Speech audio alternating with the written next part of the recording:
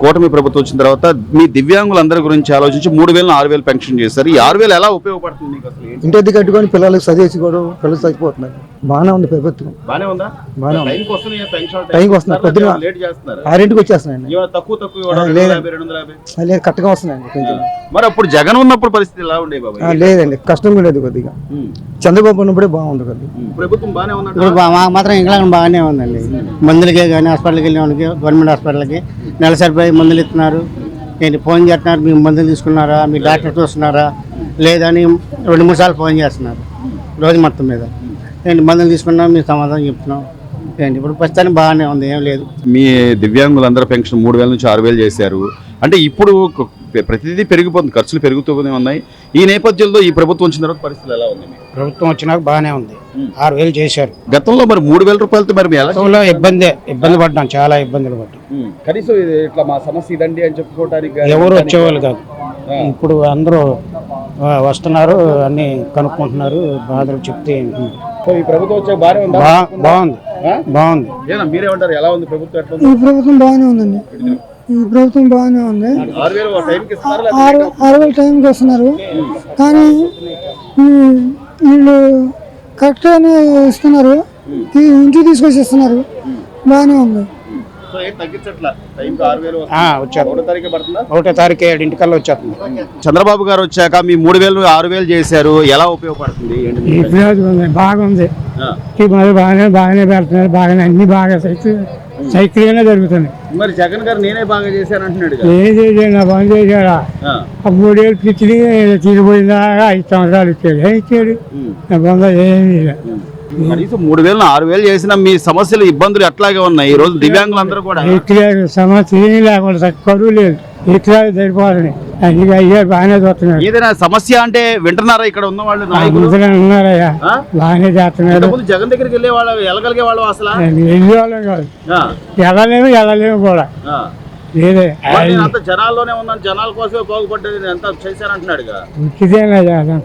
అబద్ధం అదంతా. ఏ రోజైనా దగ్గరకు రానిచ్చేవాడు అసలు? అది రానిచ్చాడు కాదు, ఎడగేళ్ళు వచ్చాడు, అందరినీ ఎవరు రానిచ్చాడు కాదు. చంద్రబాబు వచ్చాక ఇట్లా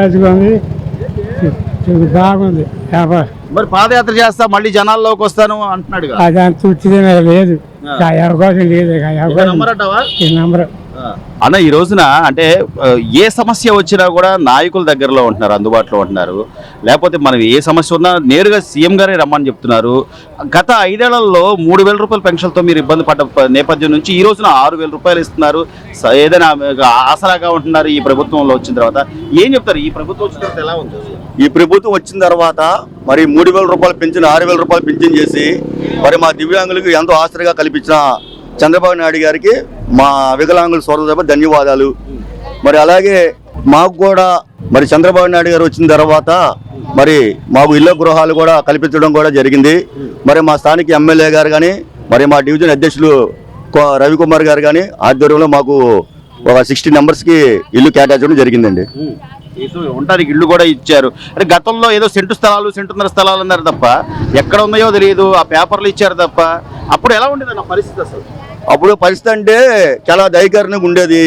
మరి అప్పుడు 3 సెక్షన్లు ఇచ్చారు. ఏ కట్టించుకోవడం, బి కట్టేయమంటే సి కట్టించుకుంటారని చెప్పి 4 రకాలుగా చెప్పారు. అయితే మామూలుగా ఏదో నామపత్రానికి మాత్రం ఒక పట్టంట పడేశారు. మరి అవి అలాగే ఉన్నాయి. మరి మేము మా దివ్యాంగులే కాదు, మధ్యతరగతి వాళ్ళు కానీ పేదవాళ్ళు కానీ ఈరోజు గృహాలు లేక ఇబ్బంది పడుతున్నారు. దానివల్ల చాలా మంది కూడా లేక ఇబ్బంది పడతారు. మరి కూలీనాలు చేసుకొని 4,000 నుంచి 5,000 రూపాయల వరకు అద్దెలు కట్టుకుంటూ ఉంటున్నారు. మరి దానివల్ల ఏం లేదు. మరి ఈరోజు చంద్రబాబు నాయుడు వచ్చిన తర్వాత మరి రేపు ఉగాది లోపు 3 లక్షల ఇల్లు కేటాయించారు. మాకు మంచి శుభవార్త తెలిసారు. అందులో కూడా మా దివ్యాంగులు కూడా కేటగిరీ ఉందని చెప్పి నాకు సంతోషంగా ఉంది.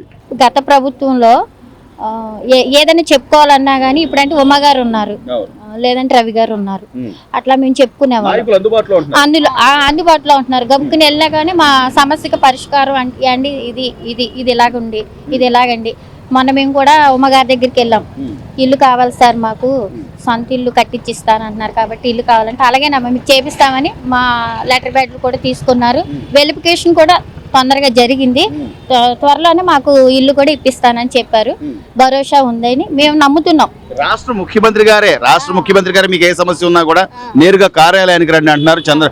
లోకేష్ గారు కూడా ప్రజా దర్బారాన్ని పెడుతున్నారు. ఎక్కడికక్కడ ఇక్కడ ఉన్న స్థానిక నాయకులు కూడా వాళ్ళే వచ్చి పెన్షన్లు ఇచ్చే పరిస్థితి ఉంది, ఎమ్మెల్యేలు కానీ మినిస్టర్లు కానీ. సో గతంలో ఇలా ఉండేది జగన్మోహన్ లేదండి. పెన్షన్ కూడా మేము కాపలా కాసుకొచ్చి ఉండేది. తర్వాత ముఖ్యంగా ఏంటంటే మా సమస్య చెప్పుకోవడానికి ఇప్పుడు అందుబాటులో ఉంటున్నారు. ఇంతవరకు అంటే వాలంటీర్ల దగ్గరికి వెళ్ళడం, వాళ్ళు అయినా వాళ్ళకి కూడా పూర్తిగా తెలిసేది కాదు కదా ఇది అని. కాకపోతే ఇప్పుడు మేము నేరుగా బోండా ఉమ్మ గారి దగ్గరికి కానీ, ఎట్లాగా లోకేష్ గారి దగ్గరికి కానీ, చంద్రబాబు నాయుడు గారి దగ్గరికి కానీ వెళ్ళే అవకాశం ఇస్తున్నారు. వికలాంగులను కూడా చూడకుండా, వాళ్ళు వీళ్ళు అని చూడకుండా ముందు మా సమస్య బోండా ఉమ్మ గారు అయినా కానీ మా దగ్గరికి వచ్చి మా సమస్య అడిగి తెలుసుకొని మమ్మల్ని పంపిస్తారు. సో మొత్తం మీద చూస్తే ఈ సంవత్సరం కాలంగా పథకాలు చెప్పినట్టుగా అమలు చేస్తున్నారండి. జగన్ గారు ఇళ్ల స్థలాలు అయితే ఇచ్చాడు, వికలాంగులు కూడా డబ్బులు కట్టమన్నాడు. మేము బతికేదే పింఛన్ మీద. ఆయన ఇచ్చింది 3000 పింఛను. అద్దెలను కట్టుకోవాలా, ఆయన ఇచ్చిన స్థలానికి కానీ డబ్బులు కట్టాలా. మేము అంత పరిస్థితిలో ఉన్నాం. ఆ టైంలో డబ్బులు కట్టమంటే మేము కట్టలేము అని చెప్పేసాను. కొంతమందికి అయితే స్థలాలు చూపించలేదు, కొంతమందికి ఏమో కట్టి వదిలేసారు, కొంతమందికి ఏమో డబ్బులు కడితేనే కడతాము లేదంటే ఆపేసారు. నాకైతే స్థలం చూపించారు, డబ్బులు కట్టలేదని ఆపేసారు కట్టకుండా. మేము ఇప్పుడు 4000 అద్దెకుంటున్నాను నేను. ఉందండి, భరోసా ఉంది, నమ్మకం ఉంది, బాగా చేస్తారని మాకు గ్యారంటీ కూడా ఉంది. చాలా ధైర్యంగా కూడా ఉందండి. ఈ రోజున ఈ ప్రభుత్వం వచ్చిన తర్వాత దివ్యాంగులకి 6000 రూపాయల పెన్షన్ అనేది క్రమం తప్పకుండా ఇస్తున్నారు. మీకు 1వ తారీఖే పెన్షన్ వస్తుందా? అసలు ఎలా ఉంది ఈ ప్రభుత్వం? 1వ తారీఖే వస్తుంది. 1వ తారీఖు వస్తుంది. ఎలా ఉందంటారు ఈ ప్రభుత్వం? ఈ ప్రభుత్వం వచ్చినాకే బాగుంది.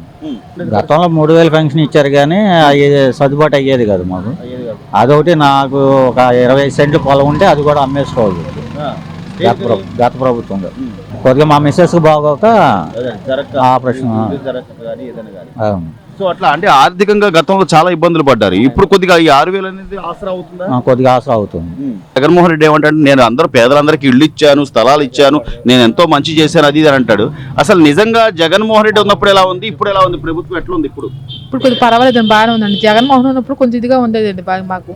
కానీ మాకు పట్టాలు ఇచ్చారు, కనీసం ఒక ఇల్లు స్థలం చూపించలేదు. మాకు కొండపావులు ఇచ్చారు ఇల్లు, కనీసం దానికి ఇల్లు కట్టాము మీరు రాండి అంటున్నారు అన్న ఎవరు ప్రభుత్వం చెప్పట్లేదు. సామాన్య మోసం చేశాడు అంటే ఏదో అనుకోవచ్చు, ఇలా దివ్యాంగులను కూడా కనీసం లేవలేరు, వాళ్ళు ఏ పని చేసుకోలేరు, వాళ్ళని కూడా మోసం చేయడానికి వాళ్ళకి ఎట్లా మనసు వచ్చిందమ్మా? అని స్థలాలు మీకు ఇచ్చామని అదని ఇదని అని చెప్పడం వరకు పట్టాలు ఇచ్చారు. చాలా మంది డబ్బులు కూడా వసూలు చేశారండి. చేశారండి, 35,000 వసూలు చేశారండి. కానీ మేము మాకు ఇచ్చే పరిస్థితులు లేవండి. అంటే మా అబ్బాయికి పిలుచులు వస్తుంటాయి, మా అబ్బాయికి ఒంట్లో బాగోదు, ఎక్క పడతాక పడిపోతాడు. వాడికి పిలుచులు వచ్చింది 6000 రూపాయలు నెలకు వచ్చే సరిపోతాయి. ఇక నేనేమో ఎక్కడికి వెళ్ళను, తెచ్చింది మా ఆయన ఒక్కడే ఉన్నాడు. మా ఆయన తడప పనికి వెళ్తాడు, ఏదో అద్దె కట్టుకుంటున్నాం. Please subscribe to Leo news for more videos.